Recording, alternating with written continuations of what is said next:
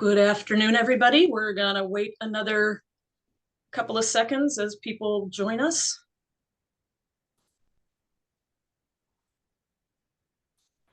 And also, while people are joining us, I'm gonna introduce our new producer, Emma, who is behind the black box, but will be managing the Q&A for us today. So welcome, Emma. And as people gather, we always like to hear where everybody's coming from. So throw that in the chat when you get a chance. Oh, Emma, beat me to it. Well, why don't, oh, Philadelphia, good. Austin, Pacific Grove, Ontario, terrific. So anyhow, why don't we get started? So unlike our previous book clubs, I get to kick this one off, not Ken, because I'm very fond of the author who we'll be interviewing today. We're very lucky to have Russ Hill join us today. Russ is a good friend of the Stanford Center on Longevity, and in fact, the chair of our advisory council. But and we're going to talk about his recently published book called Optimizing Longevity, a road atlas for a happier, less predictable life. I've had the privilege of knowing Russ for quite a while now, but he has such an interesting background. He is he's a longtime Stanford roots, a Stanford undergrad and a Stanford MBA. And he's been a wealth advisor for all of his career, well over 40 years, leading an organization called Halbert Hargrove Global Advisors. And as I was looking around the Halbert Hargrove website, there was something about him there that I love. I come out of financial services, so I have an affinity for this industry. But Russ said his focus has always been on helping people enjoy well-lived todays and tomorrows, which I think I want to put up on my wall somewhere. Russ is a longtime volunteer in many respects, but I'm going to sort of hone in on what he's done for us at Center on Longevity. He met us over 10 years ago, and as I said, is now the chairman of SCL's advisory council. But Russ is much more than an advisor to us. He really has put an imprint on the Center on Longevity and all that we do. He initiated our annual design challenge, which is now in the 12th year.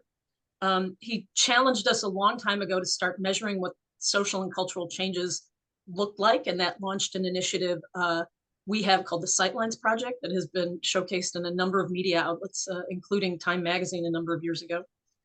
And we long talked about, SCL has long talked about how we need a new map of life. And Russ, a number of years ago, said, well, can you stop talking about it and draw it?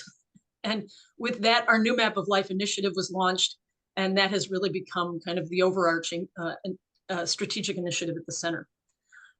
Russ has many other bona fides. Among them, he's a wine lover, and I've benefited from that. He spends part of the year in his home in Cortona, Italy, and he says it's not enough. He's a doting grandfather and is a dog dad, having just gotten a new puppy, Stella, who is a Portuguese water dog. And, you know, okay, good for you, Russ. So anyhow, with that, Russ, thank you for joining us. Glad to be here. Thank you. Can we start this conversation about how you sort of got engaged with the Center on Longevity and how that led to the book? Sure. It's one of those happenstance things that, you know, what I call in the book an off-ramp, but something happens and then other things develop from it. One of my partners had met Laura Carstensen at a Stanford event and said we should have breakfast, which we did in Pasadena, and we started talking about longevity. And I had read her book at that point, A Long Bright Future. And one of the things that was interesting to me, the most interesting thing, was the focus on the whole life. In other words, rather than in financial services, of course, you focus on retirement and people taking distributions and how you do that. But really the whole life, even prenatal care and the effect on early childhood and how it's going to affect the rest of your life. So it became a fascinating thing there. And as we started talking about it, really the idea for the design challenge came up. And as I've said many times since that, I can only afford to have a meal with Laura about once a year. Because something new comes up and we're gonna start some new project, but really that was it. And it was that difference that really made me interested in the center itself. So I like the fact that there's a small group of people there that do a lot of things. There's not just a lot of talk, they do a lot of things and create a lot of value that's then, because it's a university setting, is really shared with all and sundry. So it's not trying to create a product or anything like that. So that's really how we got involved, by accident. As all great things do, come together by accident. So what about the book? How did, was it another breakfast with Laura that drove the book, or some other meal? Probably some other meal, but really the idea, and of course, as Laura says, as we know, longevity itself, increasing longevity has really been dramatic in the last century and 20 years or so. Really a greater increase in longevity than in the sort of the prior several millennia. And initially, to the extent people paid much attention, a lot of that was really negative attention. You remember back in the mid 2000s, the cover of The Economist called Age Invaders. I love that cover where there's pictures of old people coming down with umbrellas. They're kind of dark colored and they're descending on society. And so we thought this was all really negative. And the whole idea at the Center on Longevity is that we really have to change that narrative, that institutions have to change, attitudes have to change. And if they do that, this can really be a very positive experience. So the new map of life, as it got started, really in my mind was a mapping of this in a sensible way to think about increases in longevity and how those increases and all the sub-elements are really interrelated. So that there are obviously many books out there about how to improve your health as you get older, how to improve your cognition, or how to deal with early childhood education or things, but really they're all interrelated. And as the summary for the new map of life was actually published, and by the way, I think it's really excellent if people wanted to look on the website at longevity.stanford.edu, you can get a copy of the summary. And when that summary came out, we actually, in a nod to globalization, we hired a retired Irish lawyer living in Melbourne, Australia, to do the graphics. And he considers himself a storyteller rather than a graphic artist. So those graphics that are used in the Stanford report are the same ones I use in the book in terms of the chapters. But that kind of gave me the idea of here is a natural way to look at the new map of life as it came out and then break it down, because most of our clients are not going to read an academic treatise. They don't really know what might be interesting to them. And so if I could put short chapters based on these graphics and based on the domains, maybe people would read it and think about their own lives that way. So that was really it. Long answer to a short question. So who is your intended audience when you, obviously not academics? Well, realistically, our own client base tends to be mid 40s and older, and they tend to have money. But that's an awful lot of Americans to start with. That's really part of the target. Taking the contents of the new map of life and thinking about some of the early childhood things. Obviously, if you're dealing with somebody 50 years old, they're not in early childhood anymore. However, they probably have children and maybe they have grandchildren. And so thinking about how they could affect their lives positively and how they might think about that in terms of longevity. We're not trying to cover everybody. Obviously, in the United States, we understand that the overall statistics have declined recently. due to the opioid crisis and the deaths of despair. But it's still true that certainly in the upper quintiles of income, for example, that longevity has continued to increase. And so what are the opportunities these people have both for themselves as they get older? They might think, gee, I've already done whatever I'm going to do, but I think that's not true. You can easily start another career at age 60 or 70. And maybe you can help your kids and your grandkids. And maybe you should help them now rather than waiting until some sort of a legacy. So that's really the target audience, is to help people think about their own issues, because it's all based on what's important to them, not what's important to me, but what's important to them. Well, let's start diving into the book a little bit, Russ, at least on the cover. But before I do, I just want to mention to everyone that if you have questions for Russ, please put them into the Q&A, and producer Emma will surface them to us, and hopefully we'll get to as many as possible. So Russ, the book Optimizing Longevity, the subtitle, Road Atlas for a Happier, Less Predictable Life. So I kind of think of financial advisors as trying to take some of the unpredictability out. It sounds like you almost see unpredictability as a feature, not a bug of life. And I'm sort of curious why that subtitle. Good question. And I'll parse it because it really is a multiple part. Part is the road atlas idea. And that idea is the equivalent of an actual road atlas, or let's say a big map if you're going to go on a trip. And a lot of times what we do nowadays, and we do this, my wife and I do this as well, we go out and use GPS, you can find anything, and you can just kind of start and get to wherever you're going. But if you've looked at a map overall, it gives you an idea of what your alternatives are, what, if something goes wrong, when you go, maybe some other site you'd like to see along the way. So having the new map of life and thinking about these domains, what is it you really want to do?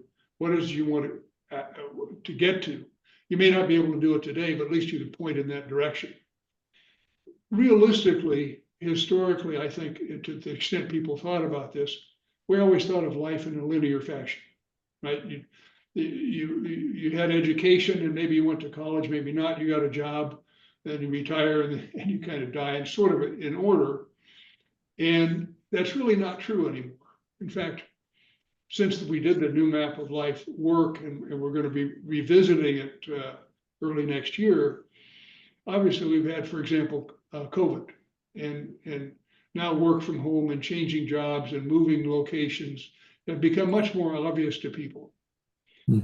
I don't believe that's actually predictable, but there's no reason why that lack of predictability has to make you unhappy. You have to learn how to deal with it.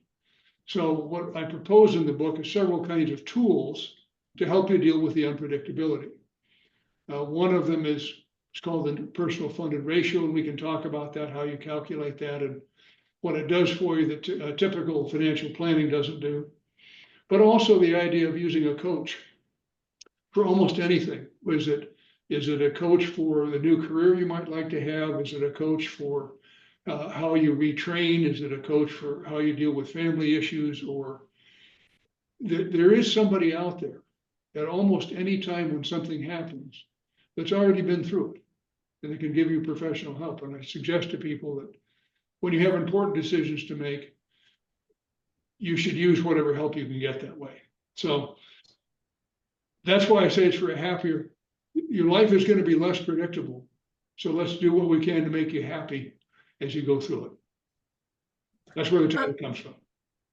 And I appreciate that because I feel like I've lived it. But Russ, since you sort of have been on the new map of a life journey with us, what was most surprising to you as we sort of wrapped up and started releasing the findings?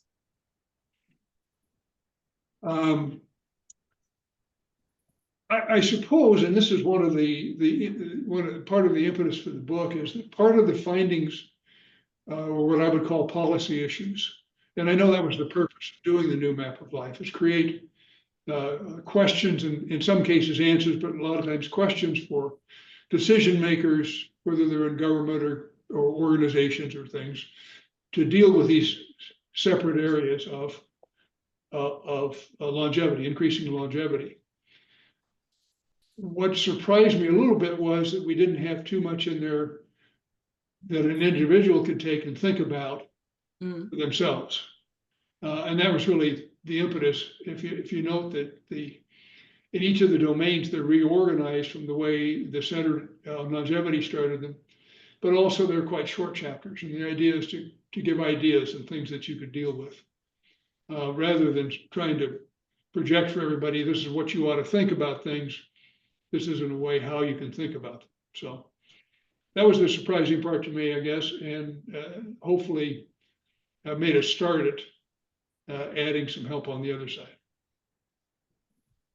So let's talk. Could I ask you, Russ, about some of the tools that you think are useful for people to navigate this new map of life and deal with the unpredictability of our longer lives? Right. Well, one of the key ones is what I'm calling the personal funded ratio. It has a bunch of different names, but it is a different way of looking at both your current finances, but sort of your current opportunities than is normal in financial planning. A lot of financial planning, of course, is focused on, do you have enough money or will you have enough money for retirement? It comes up with a probability analysis. And for one thing, probability analysis is sort of foreign to most people. I don't know if you've ever dealt with it. If you say somebody, you know, the odds it's going to rain today are 60%, and he goes out and they get wet, they say, no, that was wrong, it was 100%. It's true, it was 60, but you got wet, right? Okay. And when you look at expectancies, whether it's life expectancy or the probability you'll have enough money, you're coming up with a probability distribution, which is very useful for large numbers, but for an individual, they become what statisticians call an N of 1. In other words, what they care about is what happens to them. And probability isn't going to tell you what's going to happen to you. The idea of a personal funded ratio is, rather than only focusing on how your portfolio does, it focuses on both non-financial and non-accounting assets, like future income, like Social Security, adding all these things into what we call resources. And as you look at resources, that does include what you already own, but it includes what you'll earn in the future, either contractually or hopefully through your human capital. The other side is what we call claims, and again, claims and resources are not the same thing as assets and liabilities, because they include things that don't go on your financial statement. So how do you want to spend money? You've got two parts of it. You get the first part is what do you have to spend if you owe money or you have to live, and then what would you like to spend money on? So that if you take out of the normal cash flow projections that financial planning does and do a simple graphic, a bar chart, one side is your resources, one side is your claims, and you can begin to see how different courses of action you'll have will change your overall life. One of the statistics in the book was a study. I'm trying to think, I think it was the National Bureau of Economic Research, but I don't remember. This was recently, but it said that they actually believed that there were 30 million Americans who qualified for new jobs and could increase their income by 70% if they shifted. This is because of the skills they had through their job, as opposed to education and other things. And as I said in the book, there's no financial advice I can give you that was going to increase your income by 70%.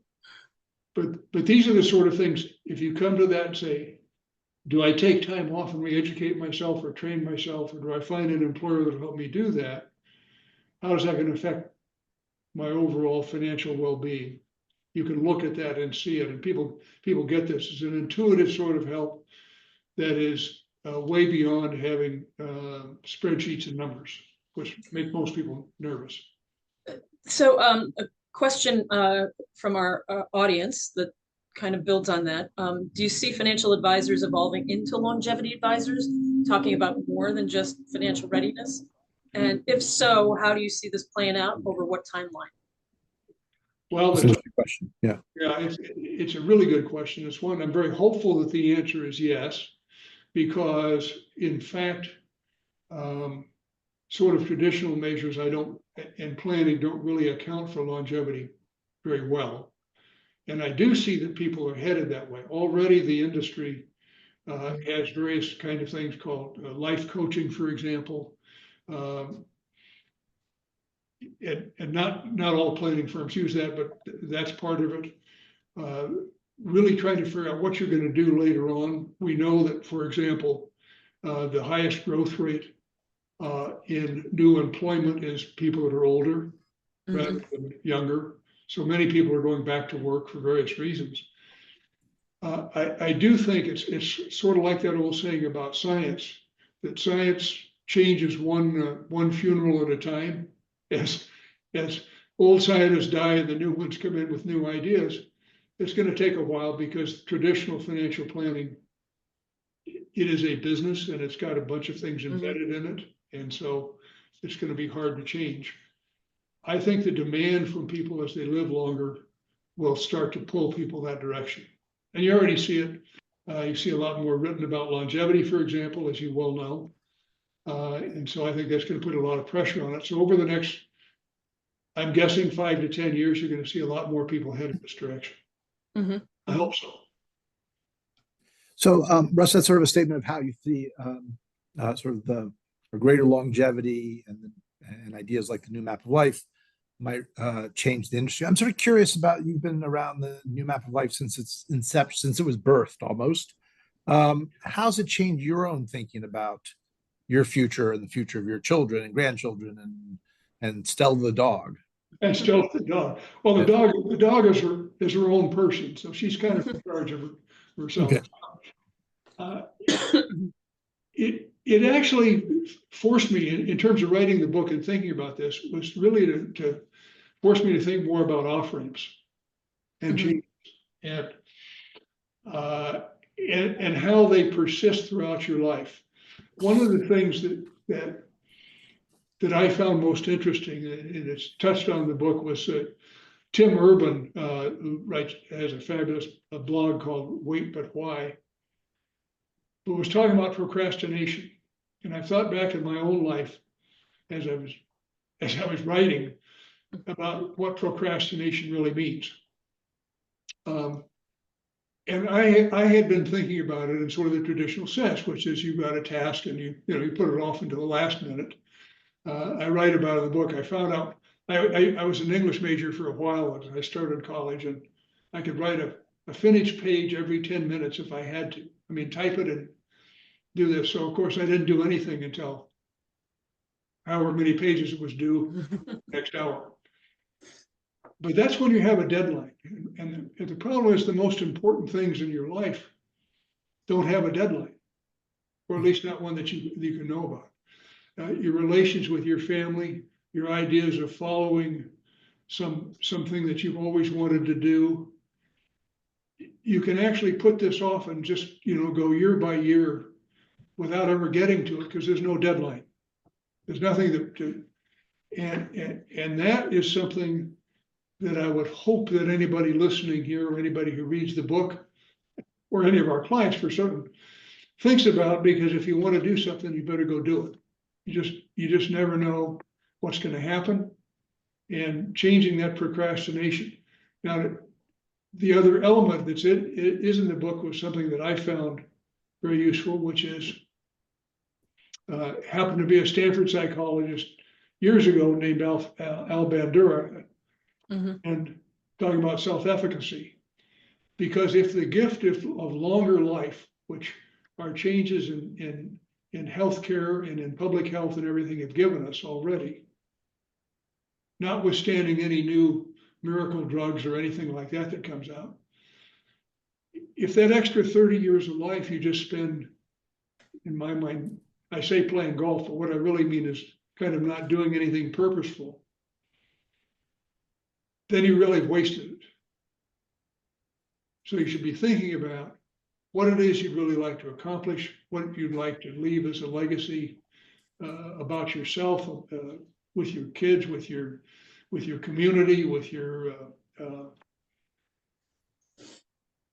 business, whatever it might be, and do it. You know, plan it out and do it. Self-efficacy is the belief you can do something and affect your own future. And if you don't have that belief and get up and do it, it won't happen. So it's a self-help. So I wanted, in case I wanted to put hashtag self-help, I could put that on there now. Okay, done and done. So Russ, over the last 40 years that you've been in this business, what are the sort of big societal shifts that have happened that really have affected this map of life, this course of the life course that we are now experiencing? Well, one of the big ones, in fact, of course, is in financial, in the financial realm, which is the change, even though it's a little bit overstated, that people thought that there were a lot more pension plans out there than really existed. Defined benefit plans, meaning you got a gold watch and you had a pension and you knew what you were going to get, and somebody else took the risk of it, to making people responsible for their own futures in that sense with defined contribution plans. That was a huge shift. A lot of it in 1974 when ERISA came in. Mm-hmm. And most of us are not well equipped to think about how to actually do that. And so people are sort of underfunded if they want to retire a lot of times.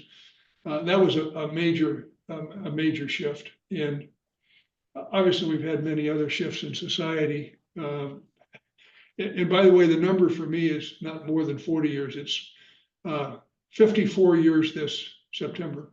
Oh, okay. So I both look like and am older than dirt. So anyway, a lot of these shifts have put more and more on the individual to figure out what they have to do.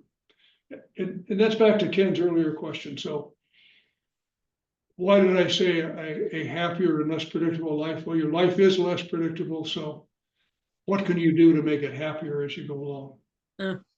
I saw one of the comments popped up, and really it's the things that are non-financial that really make a difference. Finance actually helps you pay for things, right? It enables you to do things. But I don't think having a lot of money is a great end in itself for anybody. Right. So I think you saw someone wrote about legacy and purpose, but let's not forget fun and pleasure and art and delight. Absolutely. Yeah. So I may be harping on this because I have sort of unanswered questions about my own life. So this is sort of therapy for me. Thank you, Russ. You know, one of the advantages of the three-stage life is that it imposes a certain certainty on it. There are rules of the road. How do you now, if it's more unpredictable and you need to find purpose, you have the opportunity to find purpose and meaningful contributions all stages of your life. How do you know what are the tools that help us replace that the benchmarks of the three-stage life? You talked about some of the financial tools. Are there others that have helped you think about what for yourself or for others? Yeah, actually, and I think there still are, in some senses, the basics of the three phases.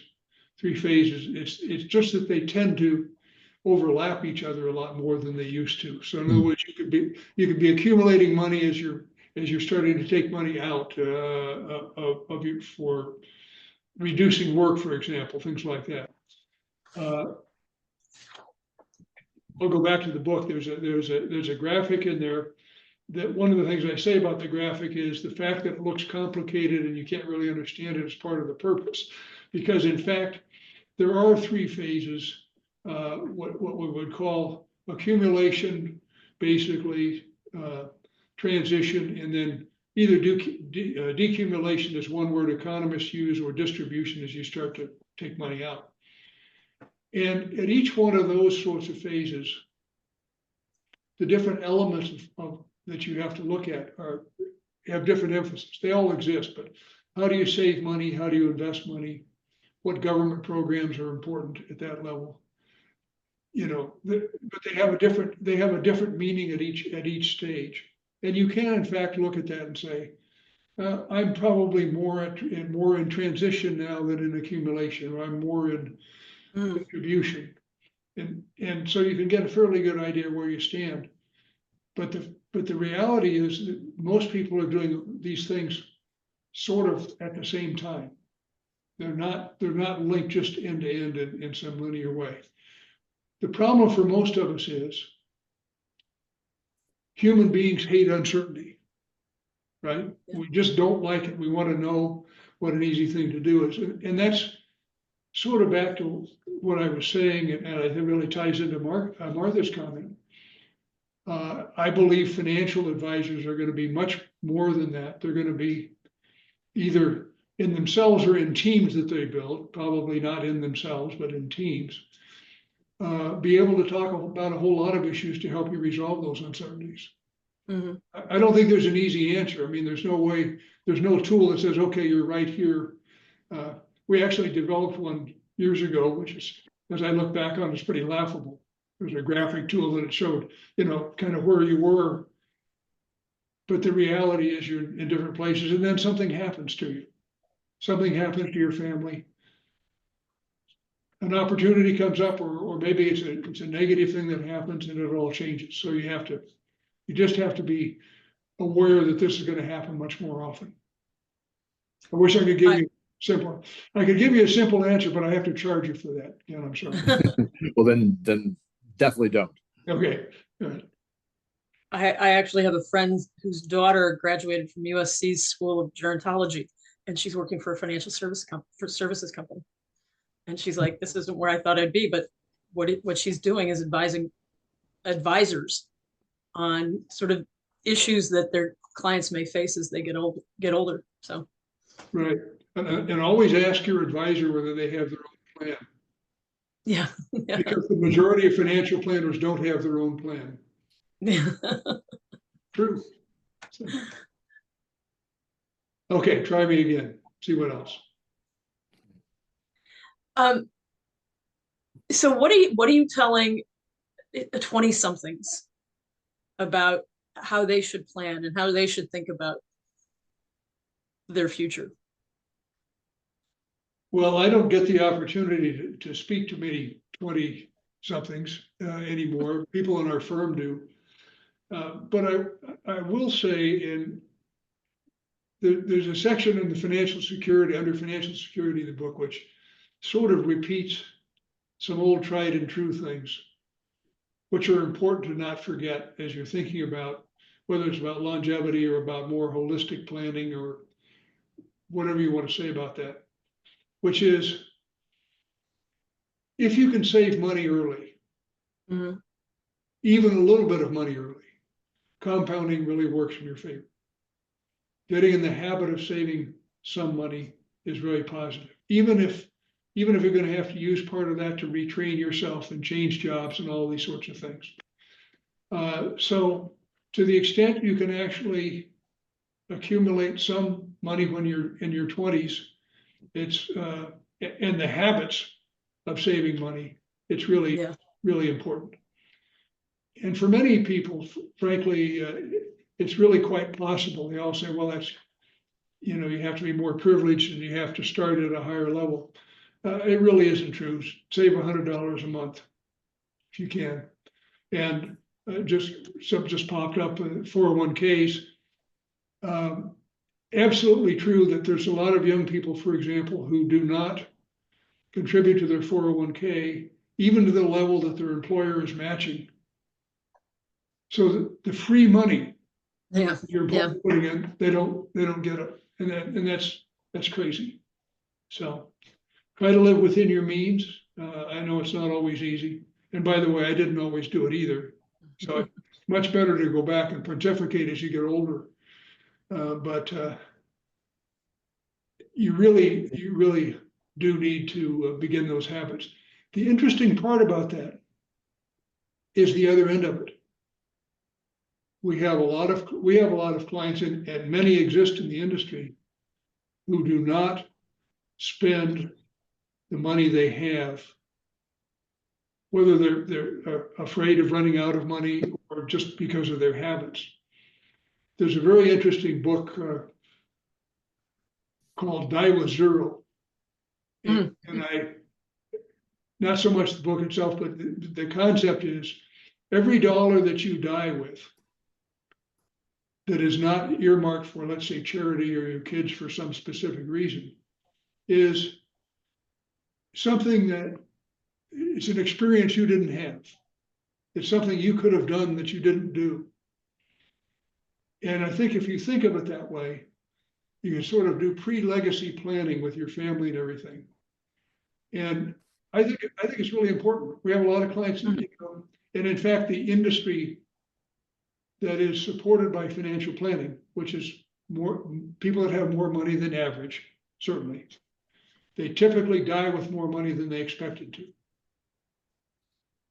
So I recommend that. Save money when you're younger, be willing to spend some of it when you're older. Spend it when you're older. Yeah. Yeah. Right. I'm going to send my 21-year-old to you when he complains that I'm spending his inheritance. So. No, that's okay. That's right. Absolutely. So let's talk a little bit part about the population that doesn't have inheritance. Obviously, you said earlier there are lots of people in the category of who have means to retire and opportunity to save and invest, but we know that large parts of the population either can't or don't, right? And that they have savings that could last them in emergencies 6 weeks or less. That defines the majority of people in America. So I'm curious, as you think about the new map of life in your book, how do you think about that for people, the advice for people with less resources? What's the relevance? I didn't really cover that in the book, but I'll give you my personal feeling. Yeah. And we're in election season right now, and you notice both the presidential candidates are spending all their time talking about both the deficit and fixing Social Security. Not, right? The really important issues that we have. Clearly, we're going to have to reconstitute what is really a social benefit, which is Social Security and a combination of that and Medicare. And I used to get into a lot of trouble with our clients when I would speak at our dinner meetings, and I would say, you should not get Social Security. Social Security, in fact, is a social program that was initially designed to protect society, protect the people that couldn't pay for themselves. And you, the audience, our clients, are the ones who've benefited from this. You have a stable society, and so you don't need to get paid that, and you don't need the money. That was never very popular, but I kept saying it anyway because I believe it. So we're going to have some kind of means testing. We're going to have to make sure. Already, of course, Social Security is very much progressive in the sense that lower income people get a much higher replacement ratio than upper income people. But we have to do more of that. We have to get people that have fallen through the cracks. And I don't believe financial planning is going to solve that. I have a disagreement. We were talking about one of the speakers recently and somebody very active at Stanford, Anna Maria Lusardi, talking about financial education is helping people. I'm not sure I buy that in a significant way, that we're all going to be financially literate and save more money and do better. But I think clearly we need to broaden the safety net, deepen the safety net, and to do that and pay for it, it's going to be difficult, because I think there are a lot of people, many of our clients who should get less of the new pie. Honestly, yeah. People aren't generally excited to get less of any pie. So right. No, that's right. I want my share. Yeah. So there are lots of good comments in the chat. By the way, regarding Anna Lusardi, I kind of agree with you on the literacy thing, but I think what we can do is make people more financially aware. So they know they Yeah, need to. absolutely. I just don't think that's going to solve the issue we're talking about, but it's a contribution to it for sure. Yeah. Oh, someone pointed out that there's another book called Die Broke. The author says the last check you should write should be to your funeral director. Sure, it's a great idea, but it made me laugh. Well, who else are you going to write to? I mean, after that. Well, see, I liked it even better. Mine always used to be, I want my last check to bounce. But anyway. Well, this is actually, there are some other funny quotes. My financial advisor says he'll leave enough for his kids to toast him with a great bottle of champagne and an Uber home. So There you go. There you go. That's true. um, Are you reading questions or are you? no, As you all know, Martha, I will keep talking forever. I thought Ken was frozen. I thought he was going to say something. No, I'm just waiting for you, Martha. Oh, so there is a comment in here about whether, how are wealth advisors really going to make money in the future if they're going to be expected to be providing all of these other services? That's been a question in the industry for a long time. And the question is really, well, originally the idea was that the fees that you paid wealth managers and financial planners were going to be under a lot of pressure. That's turned out not to be the case. What's turned out to be the case is it's more expensive to operate the businesses because you're providing more services. I get that. There's going to be a lot of things that help. Technology has been extremely helpful in that. Service teams are able to deal with more clients and more depth at the same time. I think AI is going to help with it, which in fact will help with financial literacy. We've talked about artificial intelligence helping people, like through the Khan Academy idea, being able to deal with each individual student. They're able to deal with individuals on some level of questions. So the answer is, it is a constant battle to provide the services that people need and still make a profit doing it. Yeah. And what else is new? All of business is about that. So I think we'll continue to do it, but you have to keep pushing on it. So let me turn Russ the question to a little bit, since we're getting sort of towards the top of the end of this fascinating conversation. I want to talk a little bit about what's next and what's changed. I mean, the new map of life, as you described, was conceived some years ago, and we've been through as a country and as people a lot. You mentioned COVID, deaths, despair, and so much more. And I think you also mentioned that there is, opportunity to sort of rethink the new map in light of a changing world. What's next for the new map? I'm not positive that I can say that. I do know that we're going to have a session where we pull everybody back together and try to discuss that. It'll be in March of next year. I see at least a couple of things. One, I think there's been a fairly dramatic shift in education and people looking at the value of college versus looking at the value of gaining skills in other ways. And of course, you've seen a lot of smaller college and universities going out of business. So I think there'll be some focus on that area. There'll be additional focus on careers and on working, because that has seen a major shift in people's willingness to both to move and to take new jobs. Of course, that's quieted down a little bit, so sort of the post-COVID now, but it hasn't gone away. And we know that the return to office and the work from home thing has changed to hybrid work. So a big focus on that.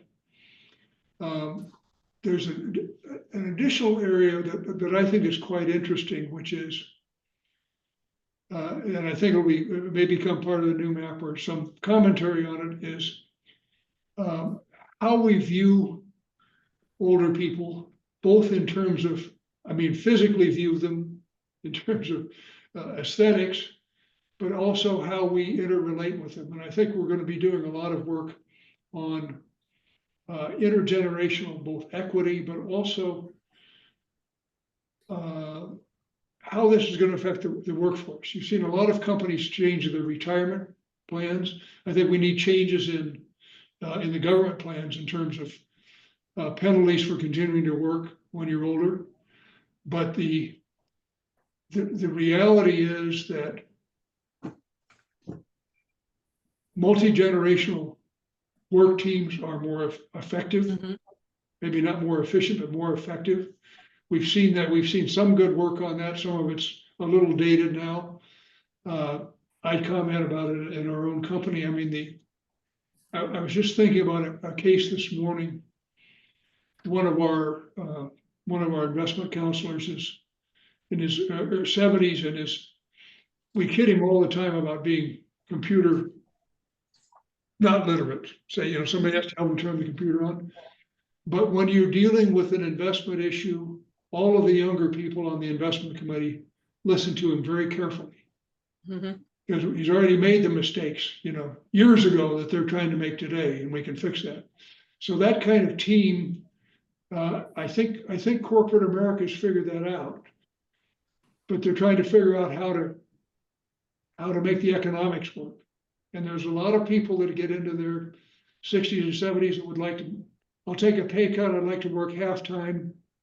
We can make this work if they could get around the work rules and all that. So I think those are areas that I really see the new map focusing on. And Martha, you may have other ideas of things that have already started. We're going to look at the future. What's changed in the workplace, as you've mentioned. What's changed in education. There have been some very recent advances in health care, mostly the semaglutides, that really could change the future of health span in quite a dramatic way. So the effort that Russ mentioned is a revisitation effort that will embark in March to look at really what has changed over the last 5 or 6 years. And a couple of people have said, really, has much changed? We just recited a couple of those things. So stay tuned, because we think that we'll be coming out with some sort of new conclusions in the summertime. So I did want to just circle back. There was a comment in the chat about if working longer is one of the keys to better outcomes, what mechanisms do you think are necessary to enable older workers to work longer? I think, Russ and I share a point of view that more people want to work as they get older. Many more people are physically able to continue working. The opportunities are not being generated quickly enough. Right. No, and I think that's because of tax policy and the way benefits programs work. But I do see, I've been seeing articles and things about companies that are really trying to work this out.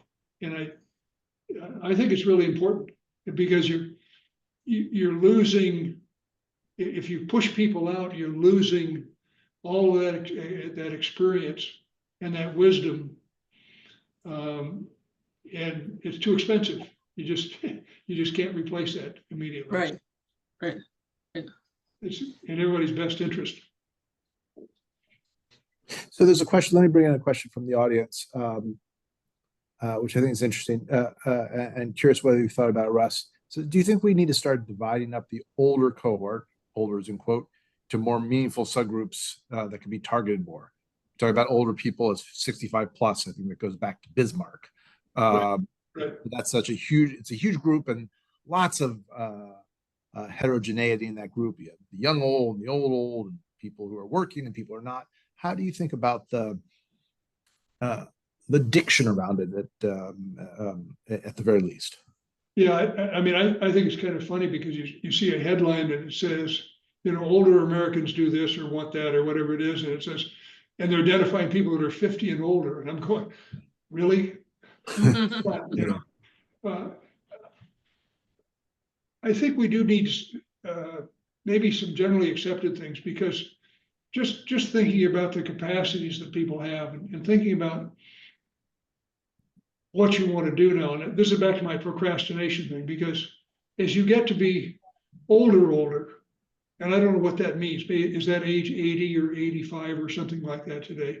The things you can't do anymore, right? But at age 50, there's probably not many limitations that way. So I do think it would be useful to be thinking about that.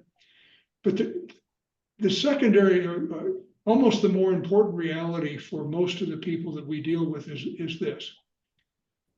The range of let's say, your capacities when you're age 75 is enormous across, and so they say the average person of 75 can do this, whatever the average is. But the dispersion is so huge.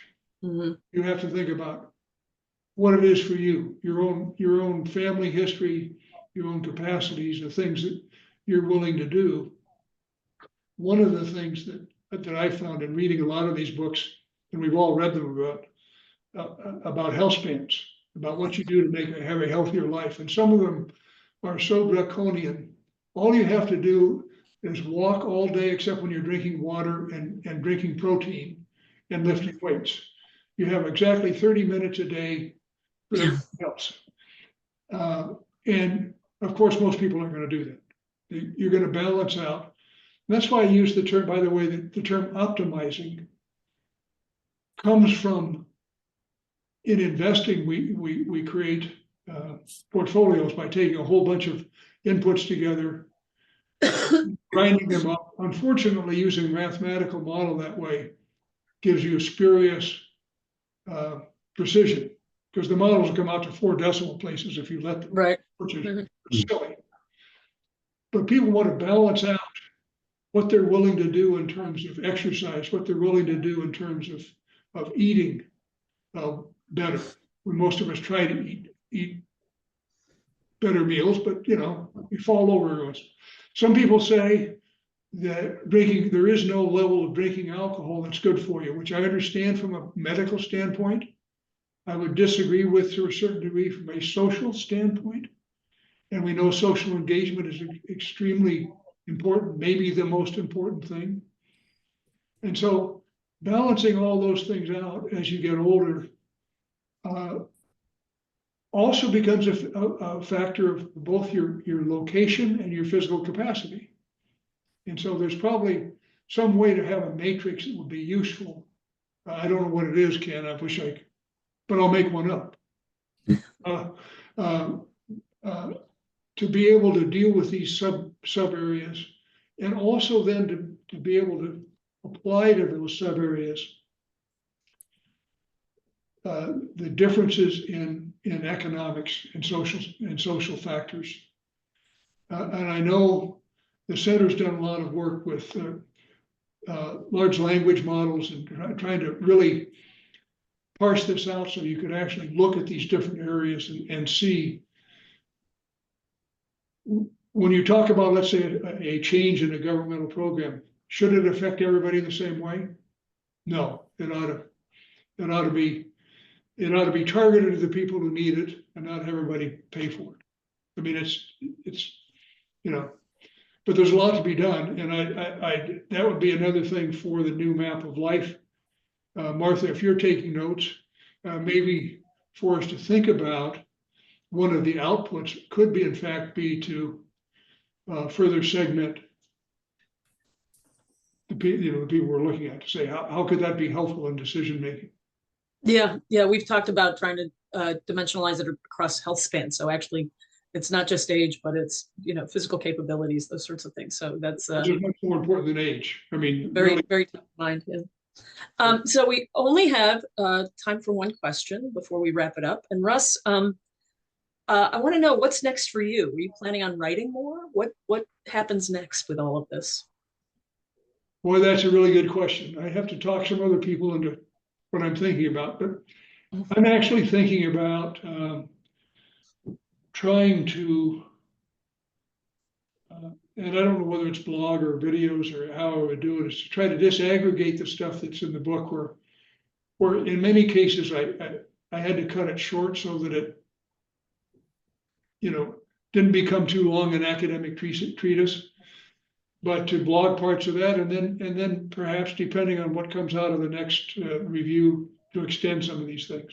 So it's kind of fun. It's I shouldn't say that, because writing a book, and Ken, I'll look at you on this because I know you're in the throes of this. I can't really call it fun. It's you can call it whatever you want, but it isn't fun. I'll agree with you there. It's rewarding, and I think it's interesting. Oh, here's a question. Russ, have you mentioned your age? No, I haven't. I'm happy to. I'm 78. And in terms of my own history, my mother died at 96, working until 2 weeks before her death. And her Okay. mother died at 101, learning Spanish in case she needed it someday. Okay. So, All right. Well, Russ, I know we at the center are counting on having you for a very, very long time. So thank you for all you do for us. Thank you for the book, and thank you for this conversation. It was great. And thank you, audience members. That was terrific comments all around. And let me just leave you with some reminders for a couple of upcoming events. Our next book club is November 6th with Deb Whitman from AARP, who just published her book called The Second 50. So you can register for that on the Longevity Project website. And then there is a webinar on Thursday, November 14th. What is the intergenerational future? Where we have Carl Honor and Denise Webb in conversation on what does the intergenerational future look like, and also registration available on Longevity Project. Ken? I have no idea. I'm looking. Emma's putting registration links in the chat. So if she does, it's open.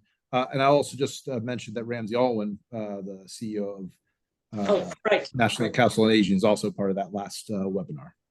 All right, terrific. Don't want to forget Ramsey. Thank you, Emma. Thank you, Russ. Thank you, Ken, and thank you, everybody in the audience. We will see you next month. thanks. Thank you, everybody.